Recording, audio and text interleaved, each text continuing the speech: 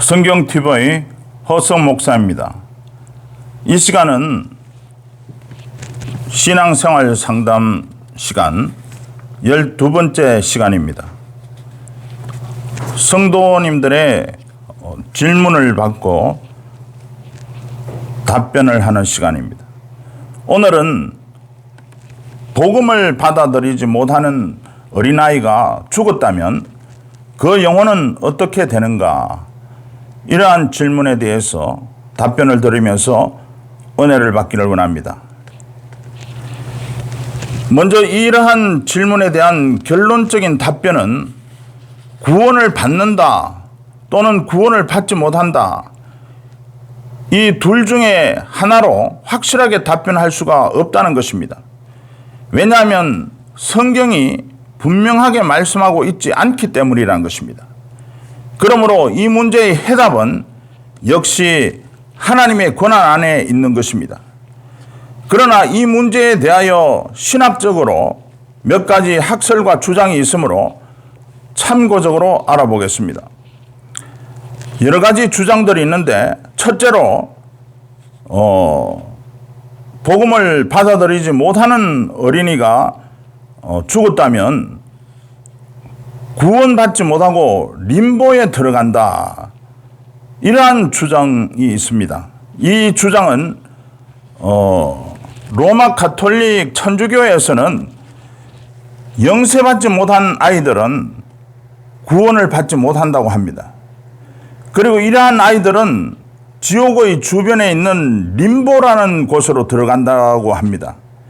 그런데 이 림보라는 곳은 행복과 소망이 없는 슬픈 장소라고 합니다.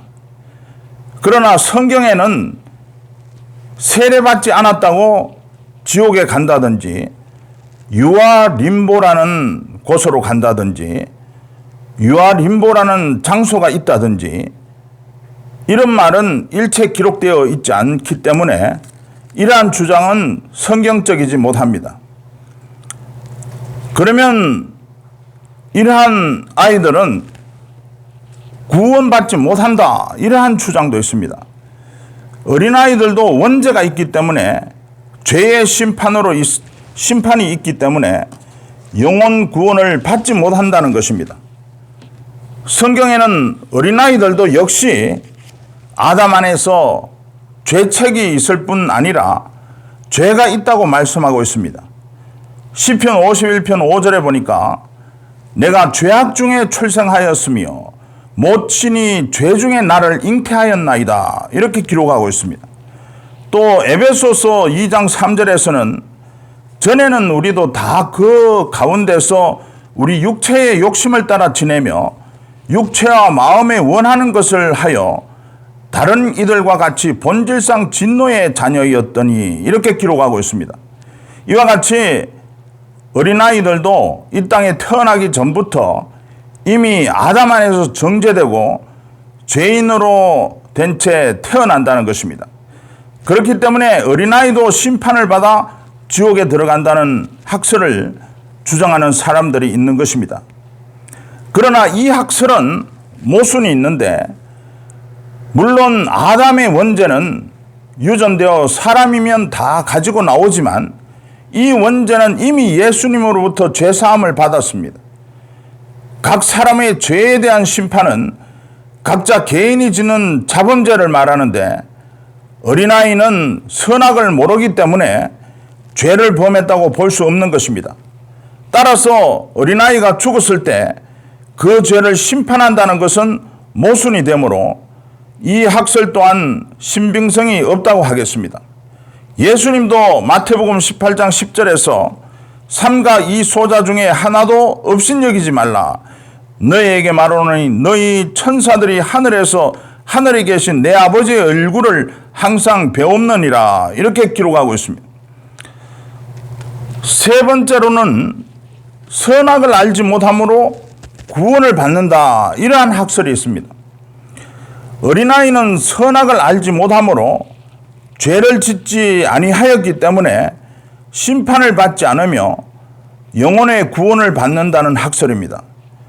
이 학설은 1903년 미국 장로교회에서 선한 웨스트민스터 신앙고백 제10장 3절에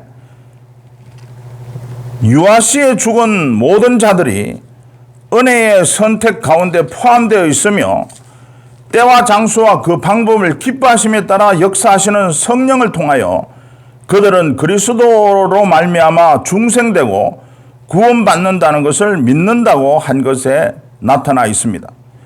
그 외에도 많은 신학자 베트너, 벌코프 등이 유아는 모두 구원받는다는 학설을 주장하고 있습니다. 그러나 이러한 학설도 맞는다거나 틀린다고 말할 수가 없습니다. 왜냐하면 성경에서 확실하게 말씀하고 있지 않기 때문이라는 것입니다. 이 질문에 관한 답변 역시 하나님의 권한에 두어야 하는 것입니다. 그러면 성도의 자녀들은 어떻게 됩니까? 이러한 질문에 대한 답변입니다. 그러나 성경을 통하여 알 수 있는 것은 성도의 자녀들만큼은 그 부모들과 함께 포함되어 있는 은혜의 언약으로 구원받는다는 약속의 말씀입니다. 창세기 17장 7절에서 내가 내 언약을 나와 너와 내 대대 후손의 사이에 세워서 영원한 언약을 삼고 너와 내 후손의 하나님이 되리라고 했습니다. 또 사도행전 2장 38절로 39절에 보면 베드로가 가로되 너희가 회개하여 각각 예수 그리스도의 이름으로 세례를 받고 죄사함을 얻어라. 그리하면 성령을 선물로 받으리니 이 약속은 너희와 너희 자녀와 모든 먼데 사람 곧 주 우리 하나님이 얼마든지 부르시는 자들에게 하신 것이라. 이렇게 기록하고 있습니다. 그리고 고린도전서 7장 14절에서는 믿지 아니하는 남편이 아내로 인하여 거룩하게 되고 믿지 아니하는 아내가 남편으로 인하여 거룩하게 되나니 그렇지 아니하면 너희 자녀도 깨끗지 못하리라. 그러나 이제 거룩하니라. 이렇게 기록하고 있습니다. 이와 같이 성도들의 자녀들만은 본성적으로가 아니라 그 부모들과 함께 포함되어 있는 하나님 은혜의 언약으로 거룩함을 입어 구원에 이른다는 약속을 하신 것을 알 수가 있습니다. 하지만 그 자녀들의 나이가 몇 세까지 구원을 받는다든지 부모의 믿음이 어느 정도일 때 자녀들을 구원한다든지 이러한 구원의 자격에 대한 기준은 성경에서 기록하고 있지 않습니다. 그렇다고 우리는 그 구원의 문제를 가지고 하나님께 물어보거나 따지고 요구할 바가 아무것도 없는 것입니다. 왜냐하면 우리가 영혼의 구원을 우리의 노력의 대가로 삭스로 받는다면 어느 기준과 한도를 정할 수 있도록 하나님께 물어보거나 요구도 할 수 있겠지만 구원의 문제는 전적으로 하나님의 은혜의 선물로 거저받는 것이므로 우리가 하나님께 반문할 아무런 자격이 없기 때문이라는 것입니다. 그러므로 오직 하나님의 은혜에 감사함으로 죽도록 충성하는 길밖에는 없는 것입니다. 우리가 부모에게 생일 선물을 받았을 때에도 어떤 선물이 되었든지 감사함으로 받고 부모님의 은혜에 보답하도록 힘쓰는 것과 같이 하나님의 은혜로 구원을 선물로 받는 데 있어서도 우리는 감사함으로 하나님께 충성으로 보답을 해야 될 줄로 믿습니다. 여기까지입니다.